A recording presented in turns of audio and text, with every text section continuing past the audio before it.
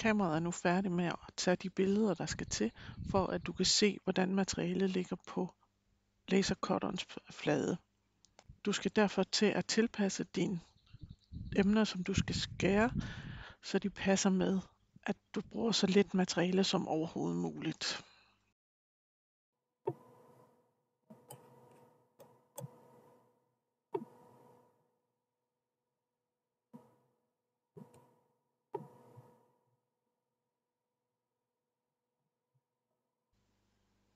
Ved hjælp af drejefunktionen på toppen af emnet, kan du få tingene tilpasset, så de ligger rigtigt.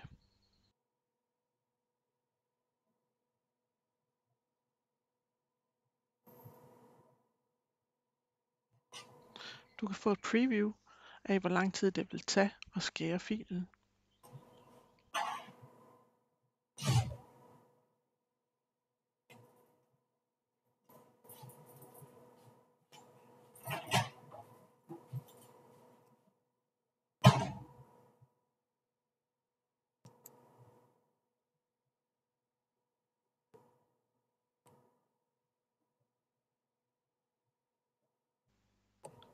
Når filen ligger rigtigt, går du op i play-tegnet, som ligger øverst til højre hjørne, og trykker play, og igen så beregner den, hvor lang tid det vil tage at skære filen. Og her kan du se, hvor lang tid det vil tage. Du går nu ned i start, og emnet bliver sendt over til printeren. Du kan her se, hvor langt den er kommet,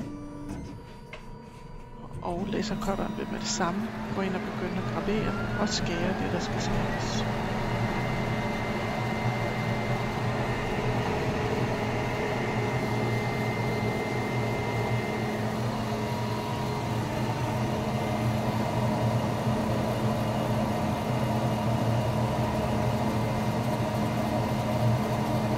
Den bør altid starte med at gravere emnet, inden den skærer det.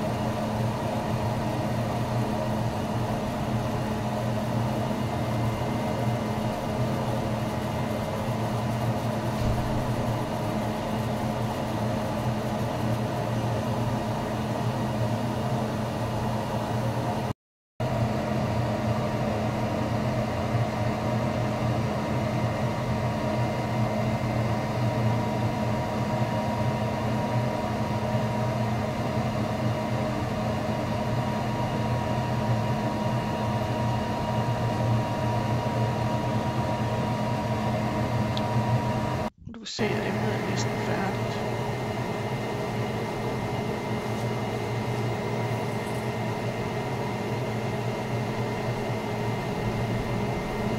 Når du vælger 100%,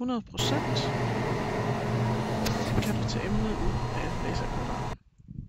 Du kan se det færdige emne.